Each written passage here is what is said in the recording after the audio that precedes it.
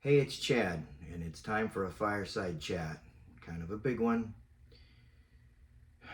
because I've been asked a lot, what's going on in Marion? And the answer, a lot.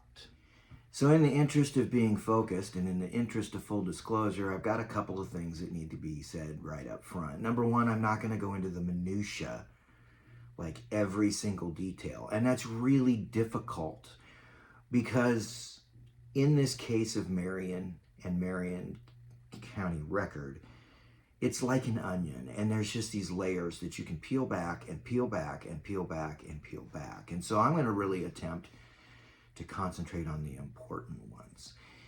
The disclosure part, I know Eric Meyer, the owner of the Marion County Record. I know his mother, who passed away over the weekend at 98.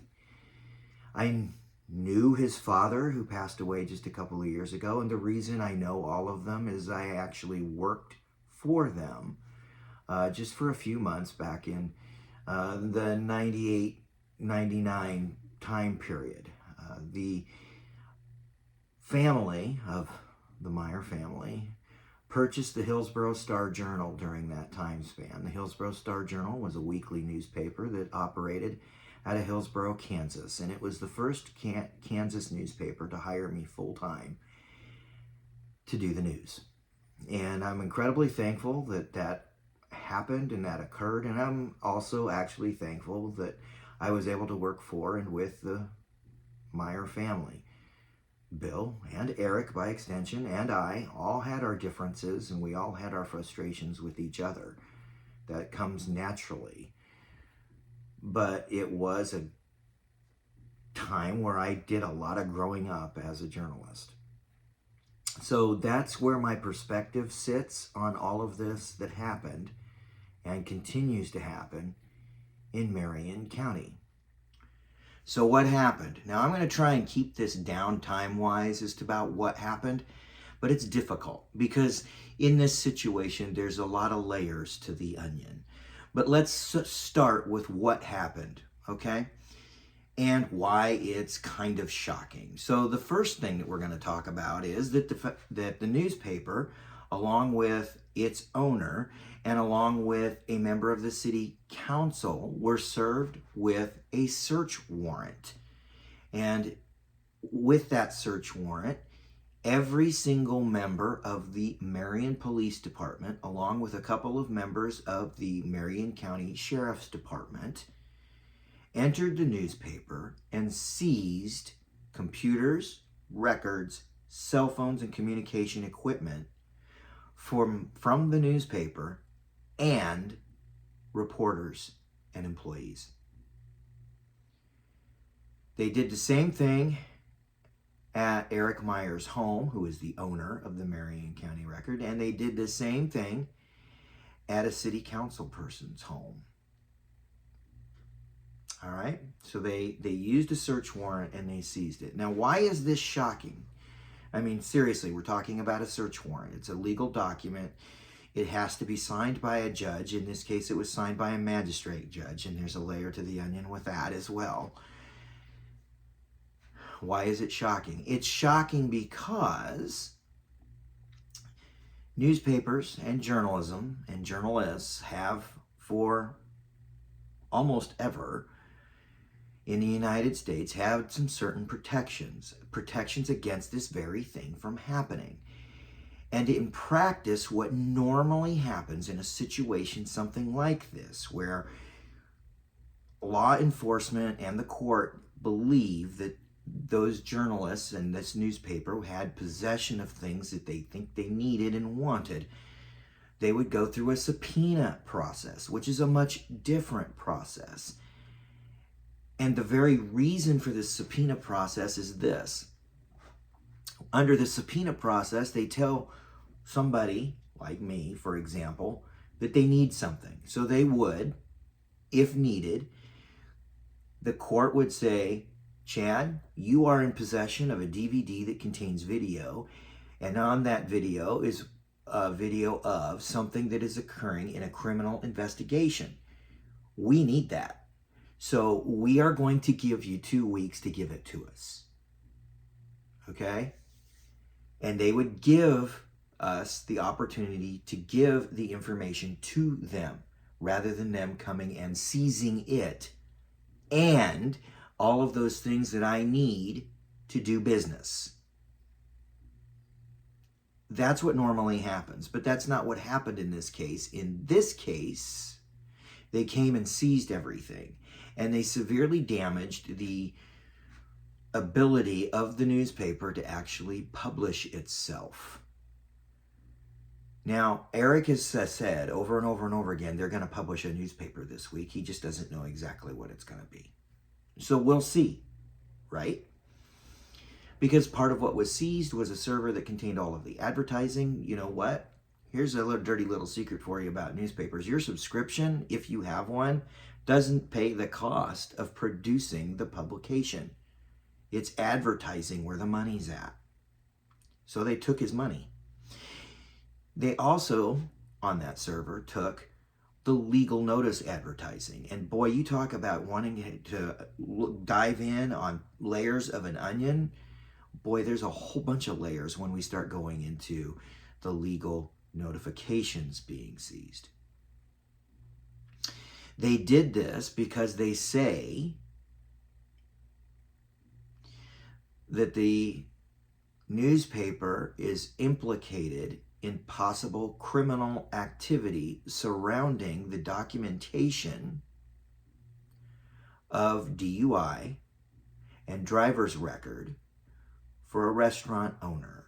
Now, said restaurant owner doesn't deny the DUI, doesn't deny the driver history. She doesn't deny any of it.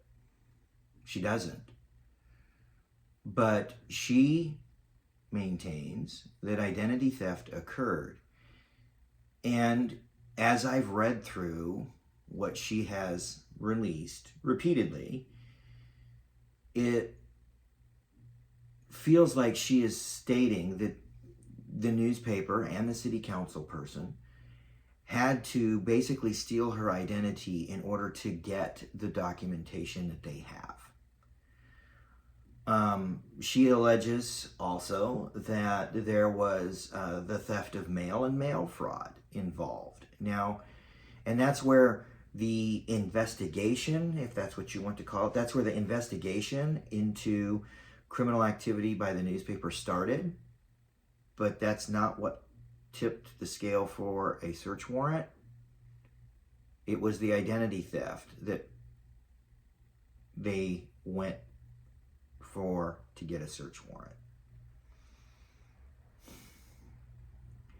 So the newspaper is in possession of documentation that contains her social security number, her driver's license number, and some other intimate information. They say they got this through an anonymous source. They say they got this from someone who messaged them through social media, and that person also messaged the council person that was searched and had items seized.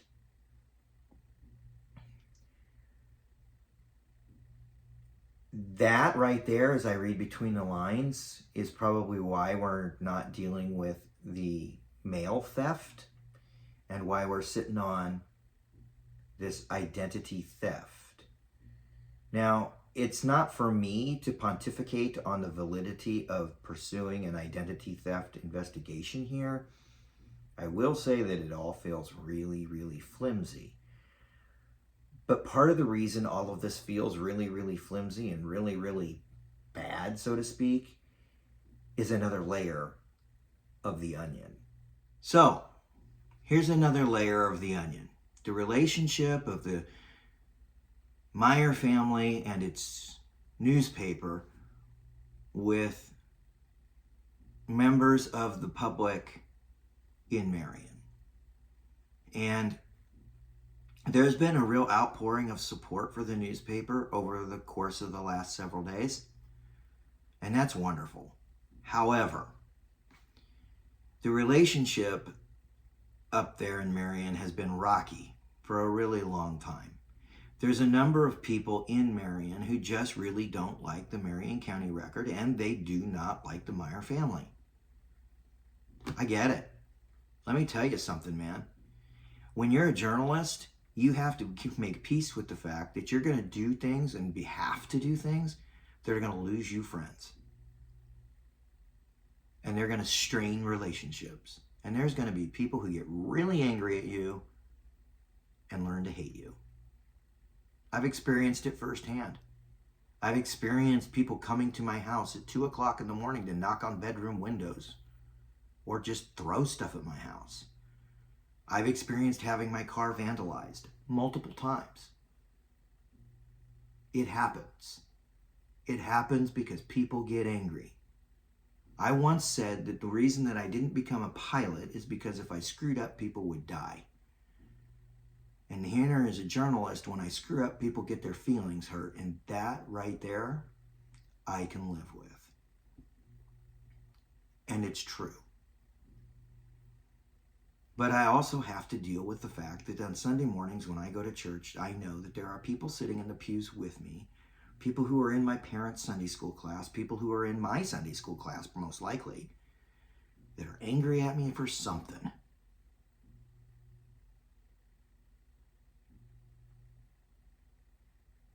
So the relationship up there is rough. And it's because the Meyer family has been willing to ask hard questions for the entirety of their careers. In this particular case, it led to a strained relationship between himself and the local restaurant owner. Strained to the point that a couple of weeks ago, said restaurant owner kicked out reporters from a public forum for a state-level politician that was being hosted in her restaurant. Now, she has every right to say who can come and go. It's her restaurant. However, ethically, this is one of those spots where you look at it and say, yeah, you can do this. The question is, should. I kind of think maybe that those reporters should have been granted the same access that any other person that went to that forum was given. So one more piece to the onion, one more layer. This is the last layer that I'm going to peel off. It's also a very difficult layer to peel off, and I've had to talk through this, I don't know, a dozen times. Because I'm taking Eric Meyer at his word here. My experience tells me I can do that, but I have to do that as we take a look at this layer of the onion.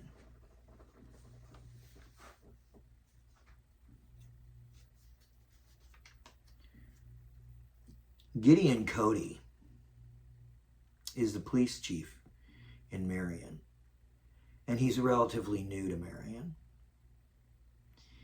And he retired from a police department in Kansas City, and then he applied to become chief of police in Marion. Now, I don't question his motivation, never will. There's hundreds of reasons someone would do something like that. And out of the, say, 100 that I can probably recite to you now, 99 of them are good. Bottom line. But it doesn't change the fact that Gideon Cody was being investigated by the Marion County Record for sexual misconduct while a police officer in Kansas City.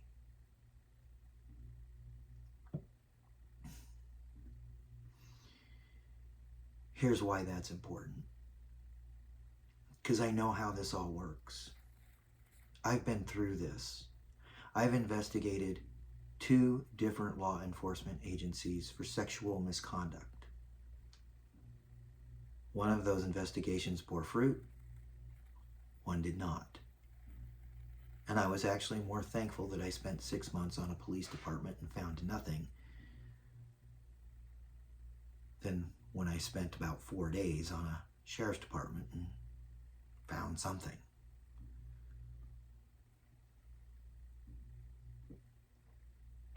This is how it goes down. The phone rings, you pick it up, and you're greeted by someone who says, you know, you didn't hear this from me, or you can't use my name. but do you know what's going on? And then they proceed to tell you their version of what's going on. Now, when you're able to actually get a word in edgewise, because that's how that goes, they just talk. When you're able to get a word in edgewise as a reporter, this is what you say. I appreciate you giving me a call. This is some pretty heavy stuff. You understand that I'm going to have to confirm any and all of this before I do anything. So what I need from you, even though I'm telling you that you will be anonymous, I need to know who you are. I have to confirm who you are before I can really move forward. Now, me personally, I haven't even taken any notes at this point.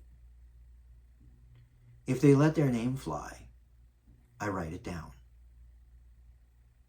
And then I say, so you're telling me that this lieutenant acted in this way. And usually they tell the story again. And that's when you take notes.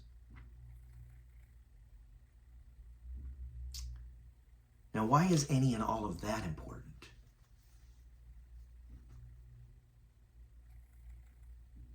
Just stop and think where all the notes on Gideon Cody are right now.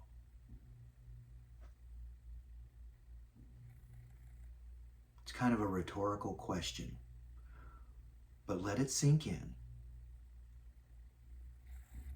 that the Marion Police Department seized 4 different computers, including the server, reporter notes, and communication devices. Time for the final segment. This is responding to all the people who have texted, emailed, called, messaged through social media. All of you. There's been some really common questions that have come up for me over the course of the last, let's say, 100 hours. And the big one is that all this stuff that happened in Marion, does it scare you? And the answer is no. It doesn't scare me. And then the reason is why not? I mean, that's the next thing. Why not? I've been doing this a long time. And in doing this, I learned very early on, you're going to make enemies. People are going to get pissed. It's just the nature of the game. Okay? So I'm going to continue to do what I do, which is sit there and look at myself and say, is the juice worth the squeeze here? Okay? Is the juice worth the squeeze? And if it is, I'm going to squeeze. And if it's not, I'm not going to squeeze. I'm going to look at it and say, is this a case of revenge in a messy divorce? And if the answer is yes, I'm going to walk the other way. And if the answer is no, I'm going to look at it and say, well, what greater good is going to be served by my reporting this? It's patterns of behavior, my friends. And that's the one that I've learned. And just so we're clear, I've written some stuff, man, I'll tell you. I talked about investigating our police department. I talked about investigating our sheriff's department. Yeah, I've done those things. I've written about juveniles who have popped up on the sex offender registry and the fact that they were still attending school. I've written about double murders, triple murders. I've written about workplace shootings.